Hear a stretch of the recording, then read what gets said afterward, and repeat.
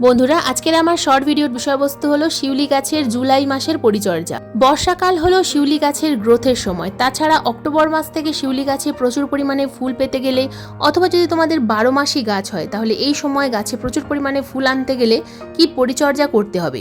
এখন যেহেতু বর্ষাকাল তাই শিউলি গাছকে কিন্তু সরাসরি বৃষ্টির মধ্যেই রাখতে হবে। শিউলি গাছকে কিন্তু কোনো রকমভাবে শেডের মধ্যে রাখা যাবে না।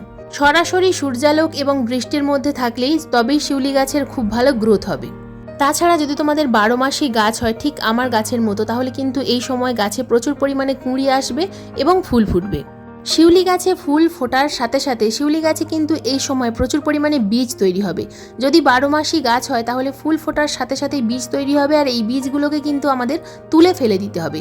গাছে যদি প্রচুর পরিমাণে বীজ তৈরি হয় তাহলে সেই গাছে কিন্তু ফুলের সংখ্যা একেবারেই কমে যাবে। বন্ধুরা যদি তোমরা বীজ থেকে চারা তৈরি করতে চাও তাহলে এই বীজকে তোমরা গাছে রেখে দেবে। বীজ শুকিয়ে গেলে সেই বীজ থেকে তোমরা চারা তৈরি করতে পারবে। তবে বীজের গাছে অনেক দেরি হয় ফুল আসতে, তাই যদি তোমাদের বাগানে শিউলি গাছ না থাকে তাহলে এই সময় নার্সারি থেকে শিউলি গাছের চারা কিনে এনে প্রতিস্থাপন করতে পারো। খুব সুন্দর কিন্তু তোমরা তাড়াতাড়ি গাছে ফুল পাবে। যদি 12 মাসই গাছ না হয়, যদি অক্টোবর মাস থেকে ফুল আসে তাহলে সেই গাছে তোমরা কিন্তু এই সময় পিঞ্চিং করবে। কারণ গাছকে যদি তোমরা ঝোপালো করতে চাও, গাছে যদি অক্টোবর মাস থেকে প্রচুর পরিমাণে ফুল নিতে চাও তাহলে সেই গাছকে এই সময় থেকে বুশি তৈরি করতে হবে। তো দেখো আমার এটা 12 মাসি গাছ, তা সত্ত্বেও আমি কিন্তু তোমাদেরকে পিঞ্চিং করে দেখাচ্ছি।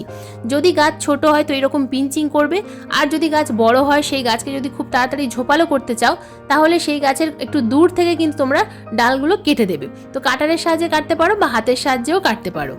এরপর যে কাজটা করতে হবে, এখন যেহেতু বর্ষাকাল টবের মাটিতে কিন্তু প্রচুর পরিমাণে আগাছা হবে অথবা গাছের যে শুকিয়ে যাওয়া পচা পাতা এগুলো কিন্তু পড়ে থাকবে। তো সব সময় টবের মাটিটাকে কিন্তু বর্ষাকালে পরিষ্কার রাখার চেষ্টা করবে। টবের মাটিতে যেন একেবারে জল না জমা হয়। তো বন্ধুরা এরপর যে খাবার আমরা গাছে প্রয়োগ করব সেটা হলো, প্রথম খাবার হলো নিমখোল। বর্ষাকালে নিমখোল কিন্তু মাস্ট।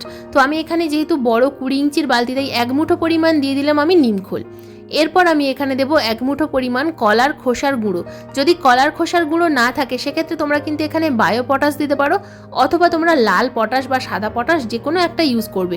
পটাশ সমৃদ্ধ খাবার কিন্তু এই সময় অবশ্যই দিতে হবে। যদি 12 মাসই গাছ হয় তাহলে তো অবশ্যই দিতে হবে, যদি 12 মাসই গাছ নাও হয় তাহলেও কিন্তু পটাশ দিতে হবে। পটাশ যে শুধুমাত্র গাছে ফুল আনতে সাহায্য করে তা নয়, পটাশ গাছে প্রয়োগ করলে গাছের রোগ প্রতিরোধ ক্ষমতাও কিন্তু বৃদ্ধি করে। তাছাড়া গাছে এই সময় কিন্তু অবশ্যই ফাঙ্গিসাইড এবং পেস্টিসাইড মাঝে মধ্যে প্রয়োগ করবে, তাহলে দেখবে গাছ খুব সুস্থ থাকবে। তো আজকের ভিডিও এই পর্যন্ত। ভিডিও ভালো লাগলে চ্যানেলটিকে সাবস্ক্রাইব করে ভিডিওটাকে লাইক করে দিও।